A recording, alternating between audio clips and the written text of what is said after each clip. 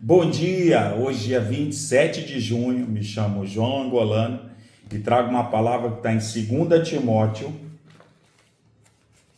Timóteo, capítulo 1, vou ler do verso 6 ao 10, que diz assim: Por isso quero lembrá-lo de avivar a chama do dom que Deus lhe deu, quando impus minhas mãos sobre você. Pois Deus não nos deu um espírito que produz temor e covardia, mas sim que nos dá poder, amor e autocontrole. Portanto, jamais se envergonhe de falar a outros sobre o nosso Senhor, e também não se envergonhe de mim, que estou preso por causa dele.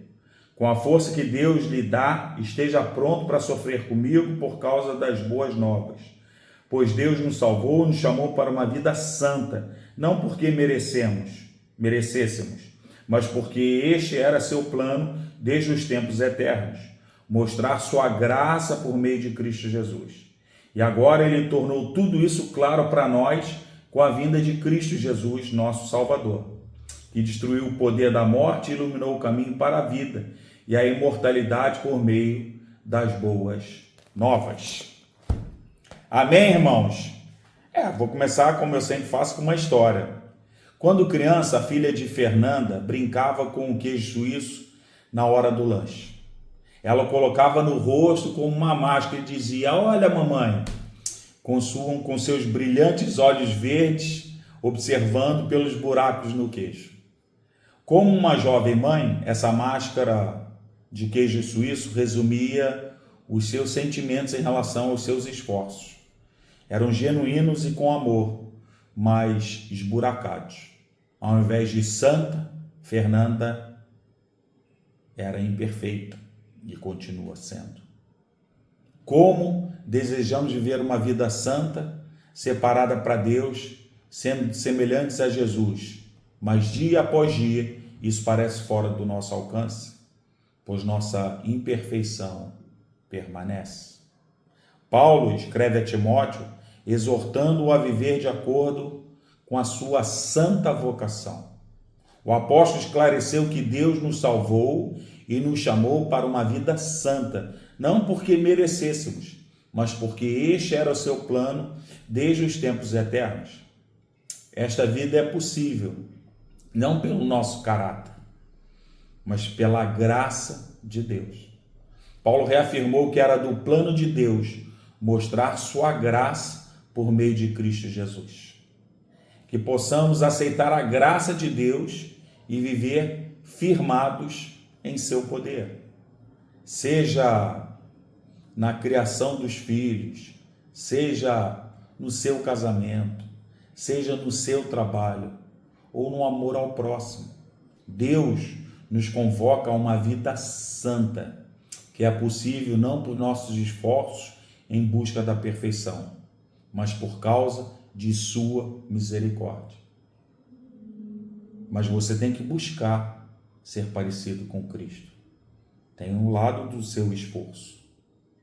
Peça a Deus para lembrá-lo de sua graça onipresente, para que Ele inunda a sua vida de santidade. Em sua perspectiva, o que significa ser santo? Reflita sobre isso. Ser separado por Deus? Aleluia. Querido Deus, ajude-me, Senhor, não só a mim, mas a pessoa que está vendo esse devocional, a confiar na Tua graça e não nos nossos esforços para viver uma vida santa. Nós precisamos de Ti, Senhor. Amém? Qual é a verdade de hoje, meu amado irmão? Fuja do mal. Amados, em Gênesis 39, do verso 10 ao 12, diz assim: Assim, embora ela insistisse com José dia após dia, ele se recusava a deitar-se com ela e evitava ficar perto dela. Um dia ele entrou na casa para fazer suas tarefas e nenhum dos empregados ali se encontrava. Ela o agarrou pelo manto e voltou a convidá-lo: vamos, deite-se comigo. Mas ele fugiu da casa, deixando o manto na mão dela. Todos nós sabemos que José era um jovem hebreu, vendido como escravo pelos irmãos, tornou-se um homem de confiança de Potifar, seu senhor. A esposa de Potifar atraída por José, tentou seduzi-lo, mas ele, temente a Deus, recusou-se a atrair a confiança de Potifar. Essa história é inspiradora e nos ensina a importância de fugirmos das armadilhas que, embora atraentes inicialmente, podem ser caminhos de morte. Ao fugir da esposa de Potifar, José estava fugindo do mal e do pecado contra Deus. Você estará pronto para acessar promessas, milagres e maravilhas quando estiver disposto a dizer não aos atalhos. Atalhos sabotam jornadas e impedem processos de crescimento e o fortalecimento da sua fé. O lugar prometido por Deus não demandará atalhos para a sua chegada.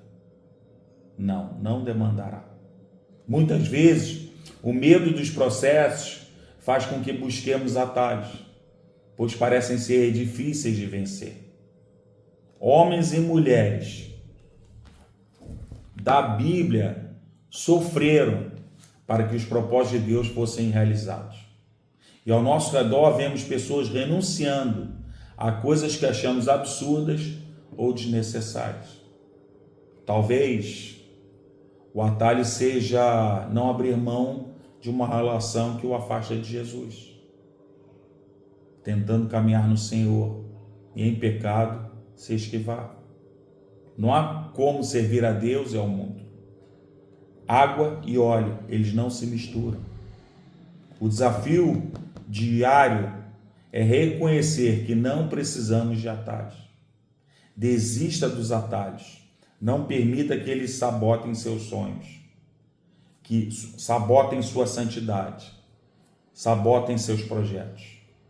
Caminhe alinhado ao trajeto do Senhor. Tema a Deus e fuja de toda a aparência do mal. Fuja de toda a aparência do mal. Creia que você não precisa de atalhos para acessar as promessas do Pai Eterno. Quais atalhos precisam deixar de existir em sua vida? Encorajo você, ao longo desse dia, a meditar em suas atitudes. Abrace a santidade. O Senhor está com você. Cresça na velocidade de Deus. Segura essa. Cresça na velocidade de Deus. Amém, irmãos? Aquele pedido que eu sempre faço. Você está inscrito no meu canal? Você sabia que todo dia, às 5h30 da manhã, no YouTube, tem um novo devocional para você? Vai lá, se inscreve lá no canal. E aproveito e te peço, compartilha com alguém. Compartilha com alguém que está pegando atalhos e esquece que é melhor crescer na velocidade de Deus. Conto contigo. Amém? Graça e paz.